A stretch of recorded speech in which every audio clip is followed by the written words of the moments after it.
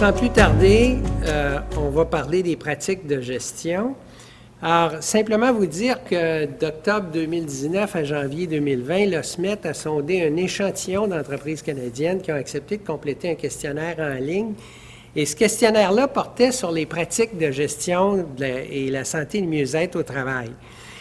L'OSMET avait déjà, de par l'équipe de recherche fondatrice, évalué le niveau de développement de 67 pratiques de gestion de la santé et du mieux-être au travail. Et ça avait été élaboré, chaque pratique avait été classée selon une typologie qui a été élaborée lors de l'étude Salveo. Alors, il y a 3 niveaux de pratiques de gestion qui ont été utilisés. On a un niveau macro qui fait davantage référence à des pratiques qui visent la régulation des risques et les stratégies globales de communication dans une organisation. Le niveau méso fait plutôt référence à des pratiques qui visent localement l'organisation du travail et donc des conditions de l'organisation du travail qui sont présentes dans une organisation. Le niveau micro, lui, concerne l'individu, puis des pratiques de gestion qui s'adressent de façon spécifique aux individus.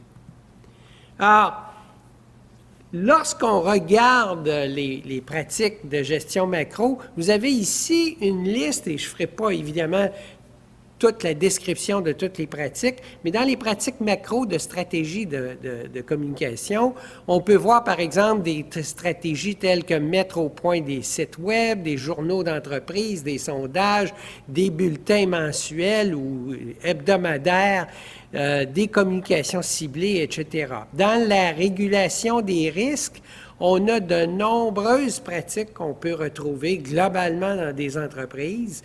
Les sondages sur les sources de stress, la correction des risques de l'environnement du travail, les tests de dépistage aléatoire de consommation de drogue et alcool qui, soit dit en passant, ne peuvent pas être administrés au Canada si facilement de façon aléatoire, pas du tout.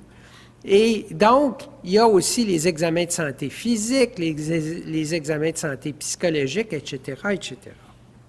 Pour les pratiques méso, on va retrouver, par exemple, des dimensions comme la conception des tâches. Alors, toutes les pratiques qui concernent l'accroissement de l'autonomie dans le travail, la participation directe des employés, la participation à la conception des tâches, etc., sont des pratiques qu'on appelle méso.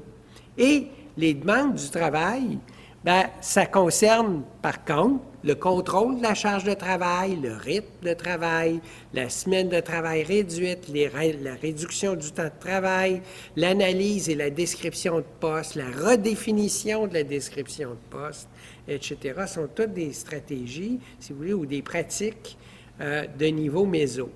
Pour le méso, on a aussi les pratiques qui concernent le travail d'équipe, la résolution de problèmes en groupe, les groupes d'entraide, les politiques de harcèlement psychologique en entreprise, les comités contre le harcèlement psychologique, etc. Dans les gratifications, on va voir toutes les pratiques qui ne sont pas nécessairement inscrites dans des conventions collectives. Ça peut être des pratiques d'évaluation du rendement, des programmes bénéfices, des journées santé sans solde, des banques de congés exceptionnels, des possibilités de promotion à un niveau supérieur, etc., les plans de carrière spécifiques, et ainsi de suite. Dans les pratiques micro, là, on va retrouver des choses, des pratiques qui s'adressent spécifiquement aux individus.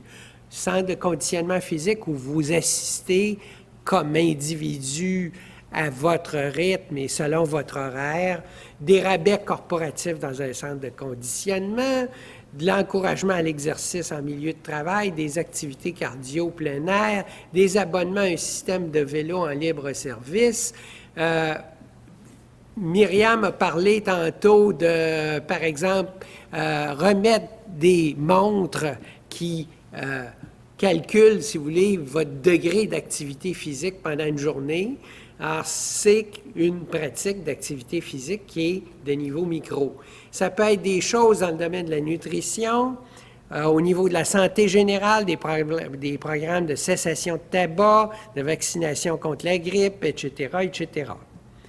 Et dans les entreprises qu'on a évaluées, il y avait 61 organisations dans l'ELOSMET qui ont fourni des informations sur le nombre d'employés qui se sont absentés pendant la période visée. Et 56 ont fourni aussi le nombre total de jours de travail perdus pour toutes ces absences-là. Alors, la répartition des entreprises, on avait 26 de petites entreprises, donc moins de 50 employés, 49 de moyenne, 50 à 4,99 et 24,5 des grandes entreprises, plus de 500 employés.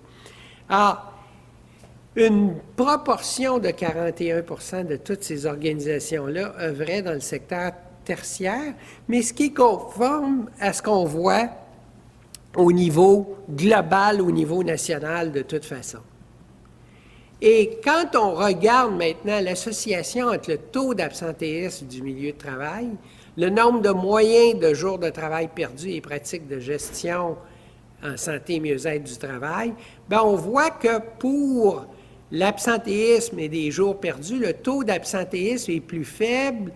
Bien, où on a un taux d'absentéisme plus faible, c'est influencé par les stratégies de communication. On a eu une réduction de 4,1 la conception des tâches, qui est un facteur qui est très important. C'est ce qu'on avait observé aussi avec Salvéo, d'ailleurs, alors que la conception des tâches est un facteur qui est vraiment important. Les relations sociales, les mesures de conciliation travail-famille vont amener une réduction de l'absentéisme. On a un taux d'absentéisme qui est plus élevé avec la régulation des risques, le contrôle des demandes, la promotion de l'activité physique. Alors, je vais vous en parler dans un instant. Le nombre moyen de jours de travail perdus, bien, la conception des tâches, ça permet de réduire la moyenne des jours perdus de 10,6 jours de travail perdus qui sont réduites parce qu'on a une meilleure conception des tâches. Maintenant, en conclusion, actuellement, ce n'est pas possible de généraliser les résultats puis d'établir un lien de cause à effet parce que c'était la partie, si vous voulez, transversale de notre étude, mais les volets suivants de l'ELOSMET vont nous permettre d'évaluer dans le temps l'effet, évidemment, de ces pratiques-là dans le temps, puis là, d'établir des relations de cause à effet. Alors, donc, certaines pratiques de gestion du niveau macro, les stratégies de communication, méso et micro, favorisent la santé et le mieux-être au travail, puis sont associés à un taux d'absentéisme plus faible.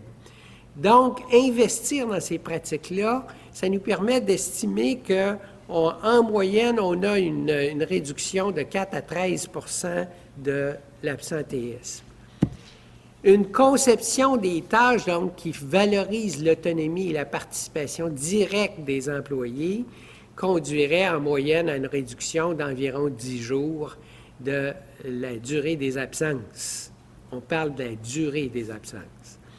Et les pratiques de gestion qui sont associées, on vient d'en parler, à un taux plus élevé d'absentéisme, ne sont pas nécessairement le signe qu'elles sont inefficaces, mais plutôt une indication que l'organisation tente de contrôler la situation, puis qu'une amélioration va peut-être apparaître davantage sur le long terme.